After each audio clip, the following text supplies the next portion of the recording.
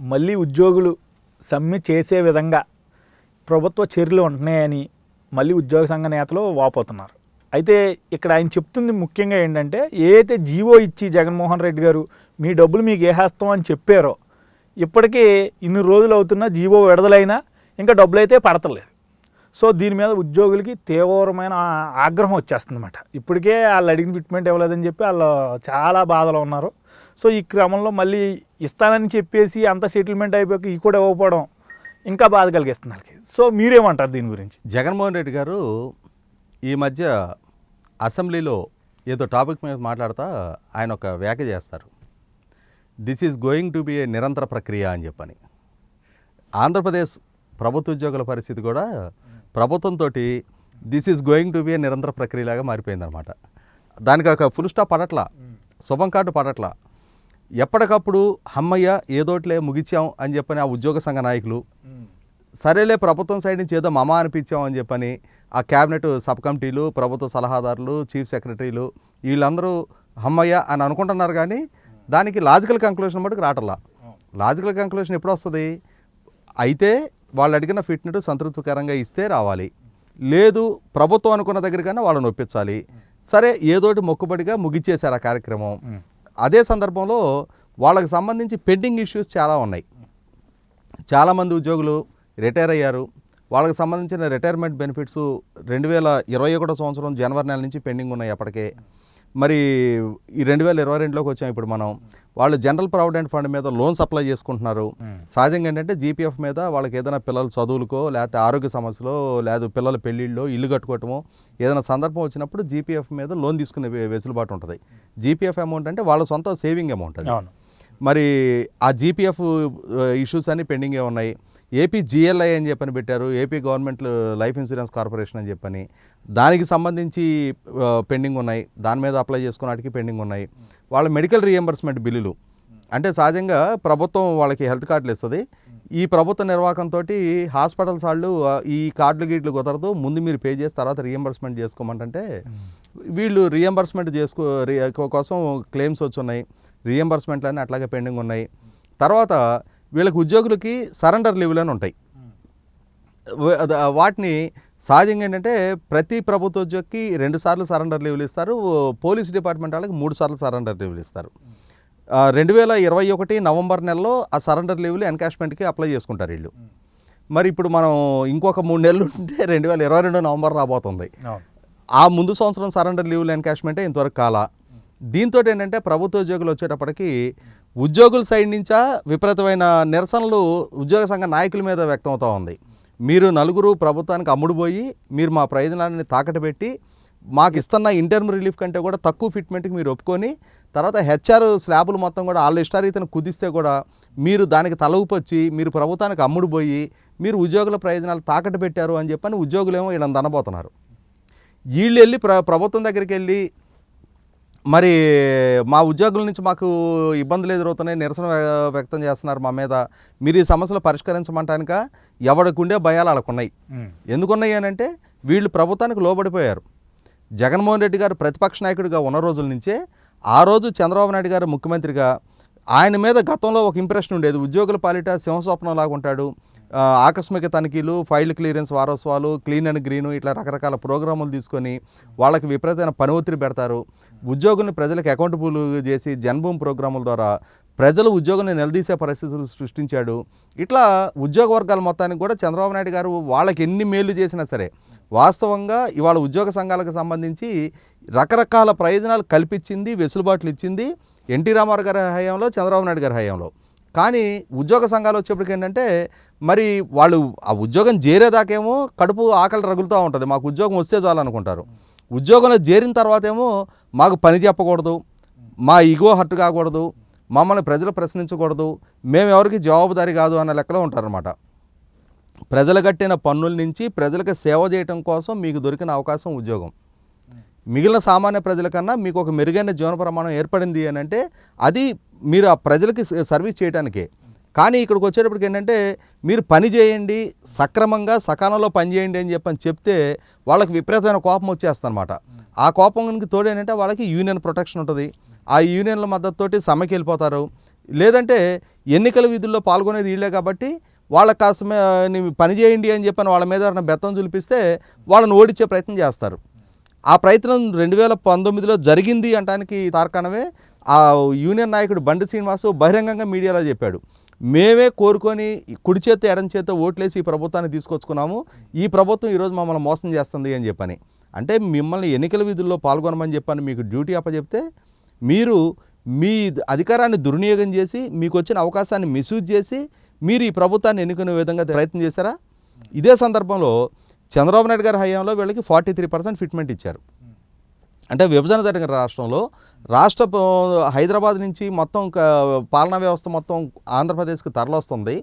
ఆ సందర్భంలో ఫిట్మెంట్ పరంగా వాళ్ళు మేము అన్యాయానికి గురయ్యామనే భావన రాకూడదు. తెలంగాణ ప్రాంతంలో ఇచ్చిన ఫిట్మెంట్తో సమానంగా ఇక్కడ ఫిట్మెంట్ ఇవ్వడం జరిగింది. అదే పరిస్థితిలో సచివాలయ ఉద్యోగులకైతే హైదరాబాద్ నుంచి వాళ్ళు వలస రావాలి కాబట్టి అక్కడ సౌకర్యాలు లేముంది కాబట్టి వాళ్ళకి అన్ని రకాల వెసులుబాట్లు కల్పించారు. వారానికి 5 రోజులు 10 దినాలు ఇచ్చారు. వాళ్ళు వచ్చి వెళ్ళటానికి సౌకర్యం కల్పించారు. అక్కడ వాళ్ళకి కొన్నాళ్ళ పాటు ఉచితంగా వసతి సౌకర్యం ఏర్పాటు చేశారు. ఇట్లా ఎన్ని సౌకర్యాలు కావాలో అన్ని సౌకర్యాలు ఏర్పాటు చేసినా కూడా వాళ్ళని ఎప్పుడైతే ప్రజలకు అకౌంటబిలిటీ ఉండాలి, మీరు టైంకి అటెండెన్స్ ఉండాలి అని చెప్పని అంటే బయోమెట్రిక్ విధానం ప్రవేశపెట్టడం ఇట్లాంటివి కొన్ని ప్రయత్నాలు చేయగానే వాళ్ళకి విపరీతమైన కోపాలు వచ్చేస్తాయి. అంటే టైంకి నువ్వు ఆఫీస్కి వచ్చి పని చేయమని చెప్పానంటే నువ్వు అపాయింట్ అయిందే అందుకోసం. నువ్వు ప్రజలు కట్టిన పన్ను నుంచి జీతం తీసుకుంటున్నావు, నువ్వు ప్రజలకు పని చేయాల్సిన అవసరం ఉంది. నువ్వు టైంకి వచ్చి ఆఫీస్లో కూర్చోమంటేనే ఎక్కడ లేని కోపం, ఆవేశం, బాధ, అసలు ఆక్రోశం అన్నీ వచ్చేస్తాయి. అన్నీ వచ్చి ఆ ప్రభుత్వాన్ని ఓడగొట్టేదాకా వీళ్ళు మరి నిద్రపోలా ఓడగొట్టారు. మీరు కుడి చేత్తో ఎడం చేత్తో ఓట్లేసిన ప్రభుత్వాన్ని తీసుకొచ్చి పెట్టుకున్నారు. మరి ఏం సాధించారు మీరు? ఎన్నికలకు ముందు ఆయన అన్న సిపిఎస్ వారం రోజుల్లో రద్దు చేస్తానన్నా, దేవుడు ఆశీస్సుల వల్ల మనందరి దీవెన మీ అందరి దీవెనల వల్ల మనం అధికారంలోకి వస్తే వారం రోజుల్లో సిపిఎస్ రద్దు చేస్తానన్నా అన్నాడు. మరి 3 సంవత్సరాలు గడిచిపోయింది. ఇప్పుడు మరి సిపిఎస్ రద్దు మాట గాలికి పోయింది. ఇప్పుడు జీపీఎస్ అనే పేరుతోటి ఇంకొక కొత్త డ్రామా మొదలైంది. అదే సందర్భంలో వాళ్ళకి 43% ఫిట్మెంట్ గాలికి పోయింది. ఇప్పుడు 27% ఇంటర్మ్ రిలీఫ్ ఇచ్చి దానికంటే కూడా తక్కువగా 23% ఫిట్మెంట్ ఒప్పుకోవాల్సిన పరిస్థితులు ఉత్పన్నమైనాయి. అదేమంటే ఈ నలుగురు యూనియన్ నాయకులు ఎవరైతే ఉన్నారో వీళ్ళు బజార్తోనేవో బేకరాలు పోతారు, వాళ్ళ సభ్యుల దగ్గర తొడలు కొడతారు, లోపలికి వెళ్ళి మరి ఎందుకో పిల్లిలాగా అయిపోతారనమాట. ఖచ్చితంగా ఏదో వీళ్ళు ప్రలోభాలకు లోబడే జరుగుతుంది. అది ఉద్యోగుల ప్రయోజనాల కన్నా కూడా వాళ్ళ వ్యక్తిగత ప్రయోజనాలకు లోబడే వాళ్ళు చేసిన కార్యక్రమ ఫలితం ఇవాళ లక్షల మంది ఉద్యోగులు వాళ్ళ కుటుంబాలు ఆర్థికంగా ఇవాళ సతమతం అవుతూ ఉన్నారు. పెరిగిన కాస్ట్ ఆఫ్ లివింగ్తో చూసుకున్న గత 2014 నాటితో పోల్చి చూసుకున్నప్పుడు కాస్ట్ ఆఫ్ లివింగ్ ఘోరంగా పెరిగిందనేది వాస్తవం. మరి దాని ప్రపోర్షనేట్లో వాళ్ళకి ఈ పెరిగిన ఇన్ఫ్లేషన్కి ఆధారంగా వాళ్ళకి ఫిట్మెంట్ ఇవ్వాల్సిన దగ్గర ఆ స్థాయిలో ఇవ్వలేదనేది వాస్తవం. వాళ్ళు కూడా ఎట్లుందంటే ఇప్పుడు రాజును చూసిన కళ్ళతోటి ముగుడిని చూస్తే మొత్తబుద్ధి అయిందని చెప్పని చంద్రబాబు నాయుడు గారు ఇచ్చిన ఫిట్మెంట్తో చూసి ఇప్పుడు జగన్మోహన్ రెడ్డి గారు ఇచ్చిన ఫిట్మెంట్ పోల్చి చూసుకున్నప్పుడు కానీ వీళ్ళకి వాస్తవం బోధపడట్లా. దేన్ని కోల్పోయాము, దేన్ని తెచ్చుకున్నాము, ఈ తెచ్చుకున్న దాని పర్యవసానం ఇవాళ మనం అనుభవిస్తున్నాము అని చెప్పని. అయితే ఇప్పటికైనా సరే ఉద్యోగుల్లో పూర్తి పరివర్తన వచ్చిందా అని అంటే రాలేదనే చెప్పుకోవాల్సి ఉంటుంది. ఎందుకంటే ఇక్కడ మొన్న రీసెంట్గా ఉదయగిరి ఉప ఎన్నిక జరిగింది. ఆ ఉదయగిరి ఉప ఎన్నిక జరిగినప్పుడు కూడా అక్కడ పోస్టల్ బ్యాలెట్లు మొత్తం కూడా మెజారిటీ వైసీపీ పార్టీకే పడ్డాయి. దీన్ని బట్టి చూసుకున్నప్పుడు ఏమనుకోవాలి వీళ్ళు అంటే ఒక పక్కేళ్ళని ములుగర తీసుకొని పొడిచినట్టుగా నిత్యం పొడుస్తానే ఉన్నా కూడా ప్రభుత్వం సైడ్ నుంచి వీళ్ళకి ఈ ప్రభుత్వాన్ని మీద ప్రతిఘటించాలి, ప్రతిస్పందన తెలియజేయాలనేది కాకుండా ఇంకా ఇప్పటికీ కూడా వాళ్ళ పోస్టల్ ఓట్లు అంత స్థాయిలో ప్రభుత్వానికి అనుకూలంగా పడ్డాయి అని ఏం అర్థం చేసుకోవాలి? అంటే తక్కువ ఇచ్చినా ఇదే నచ్చుతుందా? ఎందుకు మరి ఇప్పుడు ఈ ప్రభుత్వం కూడా బయోమెట్రిక్ పెట్టింది. ఇక్కడ కూడా మీ మీద ఇంకొక పెత్తందారి వ్యవస్థను తీసుకొచ్చి పెట్టారు, వాలంటీర్ వ్యవస్థ అని చెప్పని, సచివాలయ సిబ్బందిని అని చెప్పని రకరకాల వ్యవస్థలను తీసుకొచ్చి పెట్టారు. రకరకాలుగా ఉపాధ్యాయ వర్గాలను అయితే స్కూళ్ళ హేతుబద్ధీకరణ పేరిట వాళ్ళని ఎంత మానవవేదన గురి చేయాలో అంత మనోవేదన గురి చేస్తున్నారు. అసలు వాళ్ళ ఉద్యోగాలే అగమగోచరంగా మారిపోతున్నాయి. వాళ్ళ ఉద్యోగాల భవిష్యత్తు రేపు రోజున ఏంటో పరిస్థితి తెలియటం లేదు.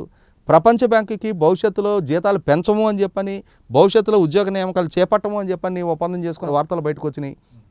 ఇటువంటి పరిస్థితిలో ఇన్ని లక్షల ఉద్యోగుల కుటుంబాలు, చదువుకున్నాళ్ళు, సమాజంలో అవేర్నెస్ ఉన్నాళ్ళు, రాజకీయంగా చైతన్యవంతులు, మీరు ఇప్పటికైనా సరే ఆలోచించుకోండి.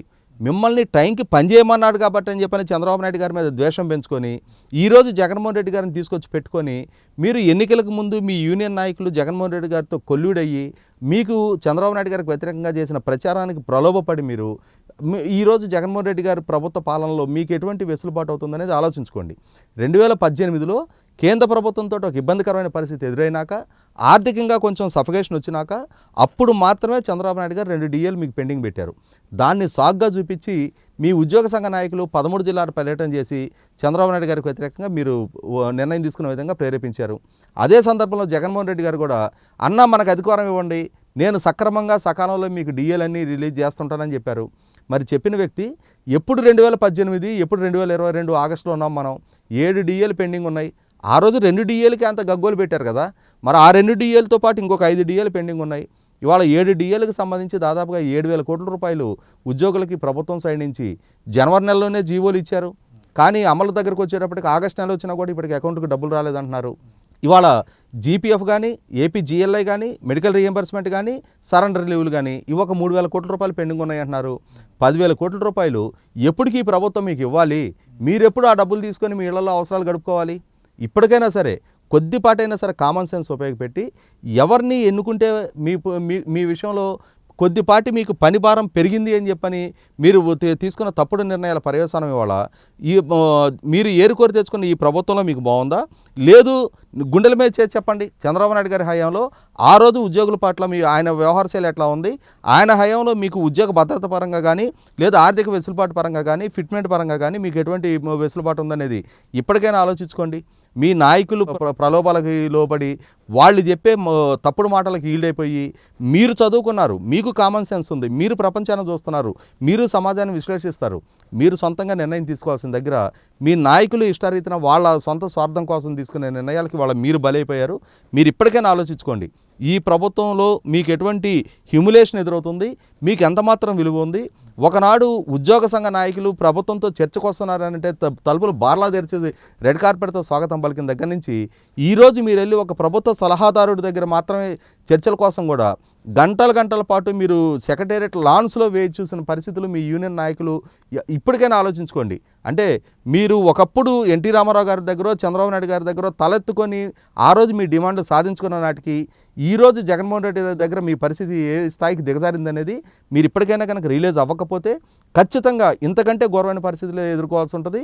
రేపటి రోజున ఇప్పటికే మొన్న ఒప్పుకొని వచ్చిన ఫిట్మెంట్ తోటి అది 10 సంవత్సరాలకి ఎక్స్టెండ్ చేస్తుందని అని అంటున్నారు. అంటే మళ్ళీ 10 సంవత్సరాల నాటికి కానీ మళ్ళీ PRC గురించి డిమాండ్ చేయడానికి వీల్లేదని అంటున్నారు. అంటే మళ్ళీ 10 సంవత్సరాల నాటికి ఉండేదెవరో ఊడేదెవరో ఆలోచించుకోండి. ఇప్పటికైనా కనుక మీరు చైతన్యవంతంగా స్ఫూర్తిదాయకంగా సరైన నిర్ణయం తీసుకోకపోతే రేపటి రోజున మీ భవిష్యత్తే కాదు, మీతో పాటు మొత్తం రాష్ట్ర భవిష్యత్తును కూడా మీలాంటి చదువుకున్న వాళ్ళు తీసుకునే తప్పుడు నిర్ణయాల పర్యవసానం బలిపేట మీద పెట్టాల్సి వస్తుంది. ఆలోచించుకోండి, సరైన నిర్ణయం తీసుకోండి, సరైన అమలుపరచండి.